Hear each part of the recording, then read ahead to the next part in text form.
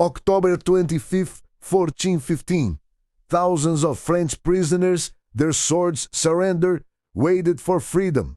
But instead of mercy, an order came that should never have been given. Kill them. For centuries, an unwritten rule governed the battlefield. Capturing a knight was better than killing him.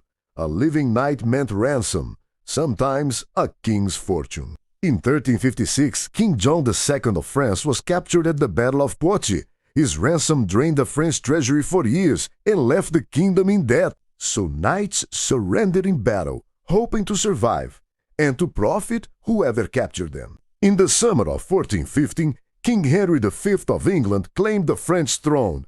His army landed in France, but disease and hunger had already worn most of his men down. By the time they reached Agincourt, the English army was vastly outnumbered by the French. But they had one weapon the French underestimated. English longbowmen unleashed wave after wave of arrows on the French ranks. The ground, soaked from days of rain, had turned to thick mud. French knights and horsemen, weighed down by heavy armor, became trapped, unable to move. It was a devastating defeat for France. Thousands were killed. Thousands more were captured. Among them, much of the French nobility. But Henry V faced a serious problem. Thousands of unarmed prisoners sat behind his lines, barely guarded. If the French launched another attack, those prisoners could rearm themselves in an instant. Fearing exactly that, Henry gave the order, kill the prisoners. Some English soldiers refused, but the order was carried out.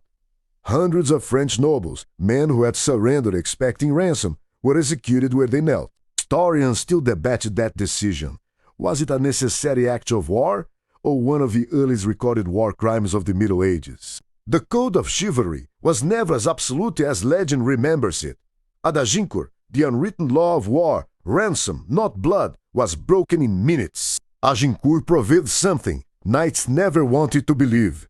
When survival was at stake, even a surrendered sword offered no guarantee of mercy.